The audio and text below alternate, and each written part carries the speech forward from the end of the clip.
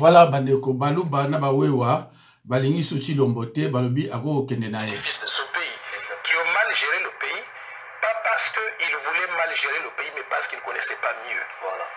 Mais on ne peut pas les blâmer parce qu'ils ne connaissaient pas mieux. Il faut regarder leur niveau d'éducation. La plupart d'entre eux n'avaient même pas fait l'université. Alors maintenant, il y a des gens qui, pendant aussi les 60 dernières années, ont eu des nationalités douteuses. Je ne voudrais pas aller très loin. Le président Kabila, on a jusqu'à présent questionné donc d'où il vient, en réalité.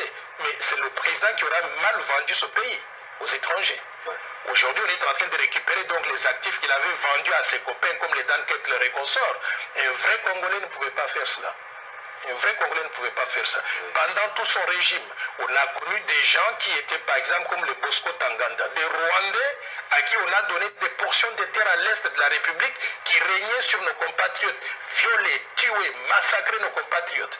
Ils n'avaient pas pitié à l'égard donc des Congolais. Donc, pour éviter que cela n'arrive, Kabila n'avait rien